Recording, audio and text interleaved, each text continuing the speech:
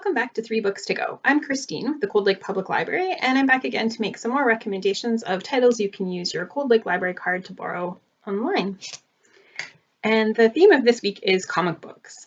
And the reason for that is, of course, because this past Saturday would have been Free Comic Book Day. Free Comic Book Day is always the first Saturday in May, and it's an awesome day where we get free single-issue comics to hand out. And in the past, we've always partnered with Happy Harbor Comics in Edmonton, and they send us our box of items to give out. And then we've found different places to offer that. So we've done it on the bus. We did a day where we rode the Cold Lake Transit bus and handed out comics that day. We've also done it at Bean Trees, so we got to have great coffee and hand out comics all day. And we've done it right in the library as well. So unfortunately, because of what's going on, all of those places, including the library, are shut down for the moment. But of course, the people who make these special single issue comics would still have created the ones for this year. So they're still going to put them out. It's just going to happen later on in the year. But nonetheless, I still wanted to talk about comics and take the opportunity to focus on how great they are. I think all ages will find something that they love. The comics that I chose for this week, they're all ages. So anyone could read any of these and find something they enjoy. So I picked everything from time travel, sword-wielding mice, and lots of fun times at summer camp. So let's get started, and I'll show you where to access each of these titles on our digital borrowing platforms as well. The first comic book that I want to recommend this week is Pemmican Wars by Katharina Vermette. Katharina Vermette is a Métis writer from Winnipeg, which is Treaty 1 territory and the heart of the Métis Nation. Her novel The Break was a bestseller in Canada and won multiple awards, including the Amazon First Novel Award, and it was a finalist on Canada Reads in 2017, defended by comedian and broadcaster Candy Palmater.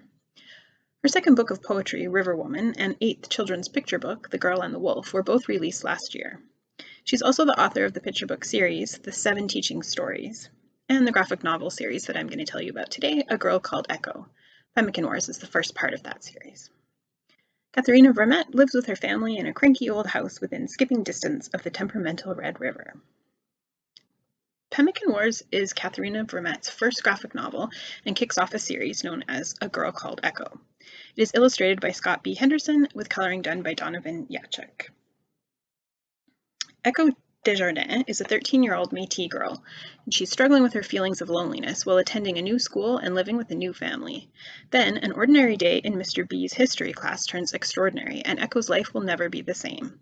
During Mr. B's lecture, Echo finds herself transported to another time and place, a bison hunt on the Saskatchewan prairie, and back again to the present. In the following weeks, Echo slips back and forth in time.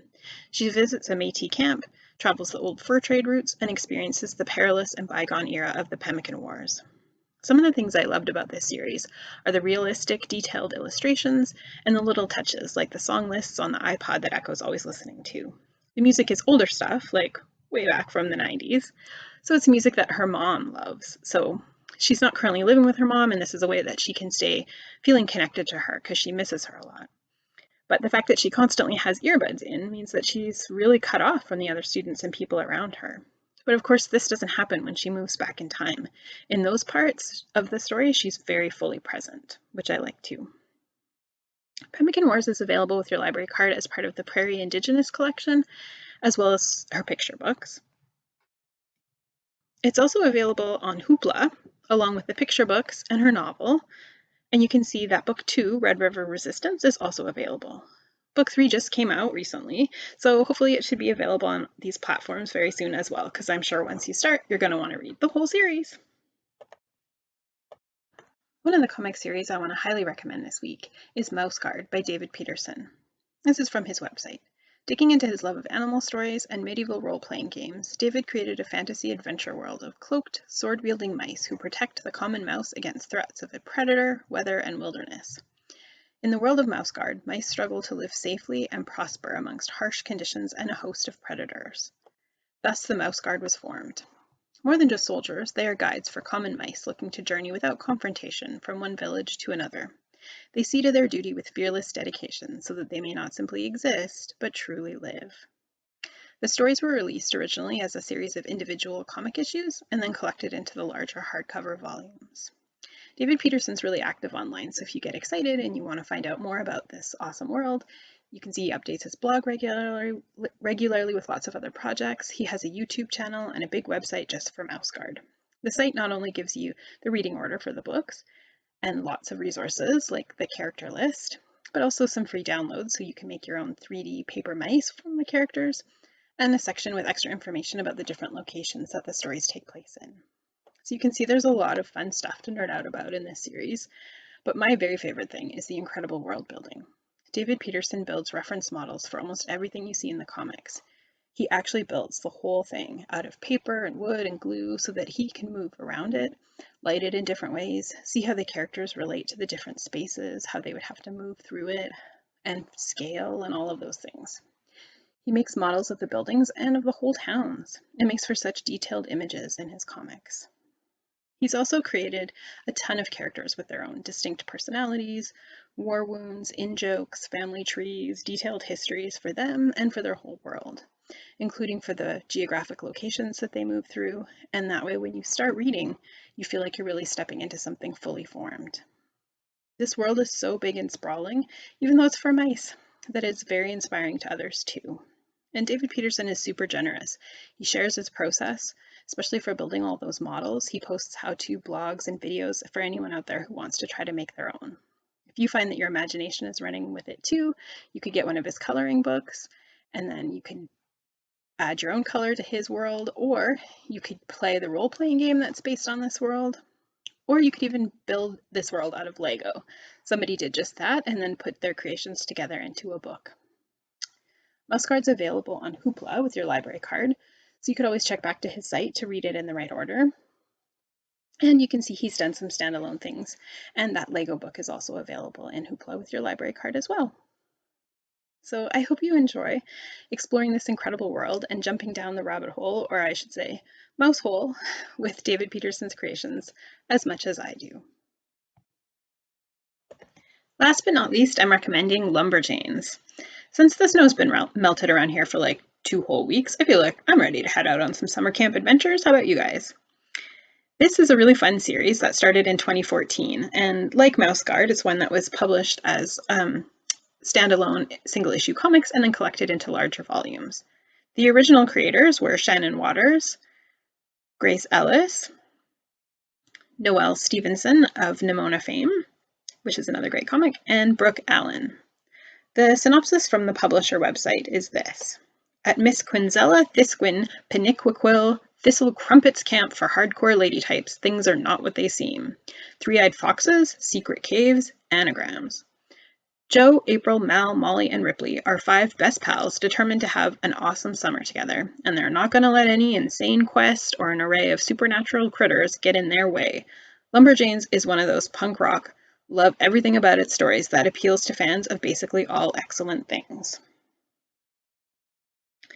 Another thing to note about this series is that every so often, because it's been such a long-running series, they bring in different artists and writers every so often, so you'll see that the style of the art changes over time, and maybe you'll even see differences in the story, the style of the storytelling as well.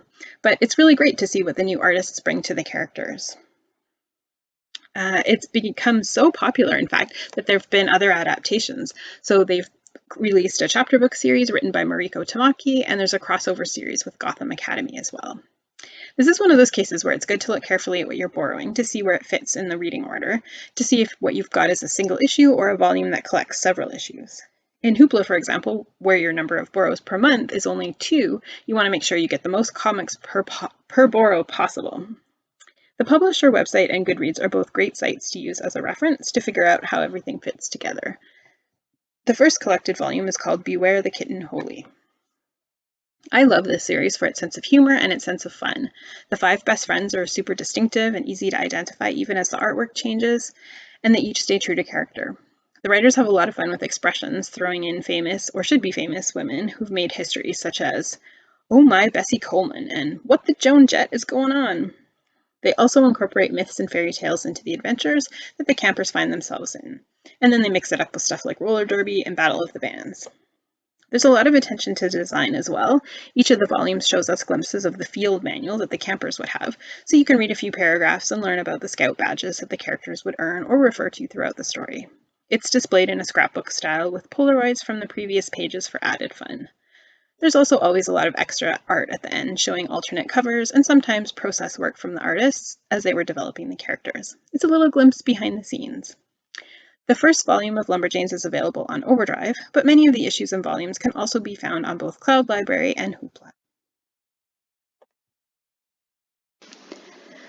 And one last thing to share with you guys today, since we're talking about comics, I wanted to point out RB Digital. It's one of the library platforms. It didn't happen to have the ones I was recommending today, but it does have a lot of comics in their archives.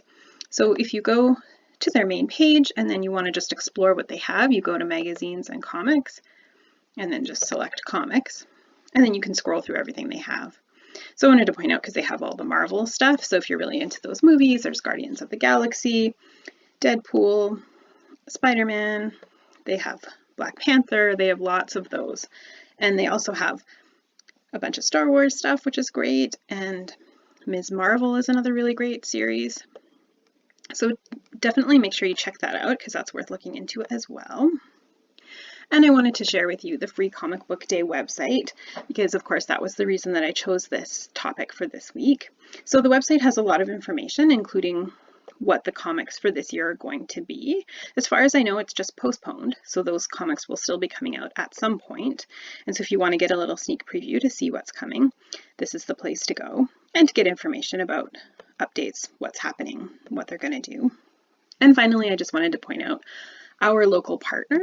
So when we offer our Free Comic Book Day events at the library in Cold Lake, we always order our free comics to hand out from Happy Harbor, which is a comic book shop in Edmonton. And we've always had a really good relationship with them. They've also come to do events at the library. So I wanted to point them out and give them a little bit of support.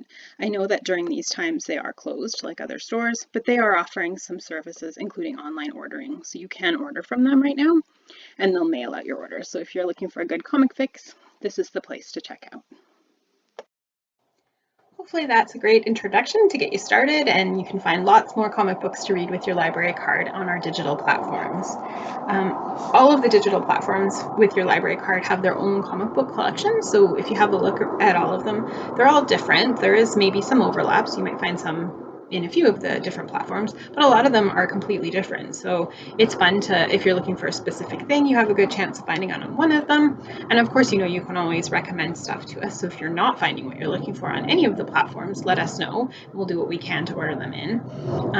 But even if you are, one of the fun ways to discover new comics is just to browse, to have a look to see what they have available. I've noticed it's an ongoing trend, it happens all the time, but I've noticed a few things I've seen on Netflix lately are based on comic books. So a good one was Umbrella Academy, and Lock and Key is another one. And so it's fun to go back and find the source material for those TV shows. So I believe both of those are available in RB Digital if you're interested. And also, if you're looking for manga recommendations, we have another video series from our library anime and manga club. Terry and Sam are giving some great recommendations in their series, so check that out. It's on here on our YouTube channel or on our Facebook page. Other than that, thank you so much for watching and coming back for another week of recommendations. If you'd like to get in touch, my email address is at the end of the video, or of course you can always join us on our Facebook page and leave comments, and we're so happy to hear from you. And other than that, I hope everyone has a great week. Take care and happy reading.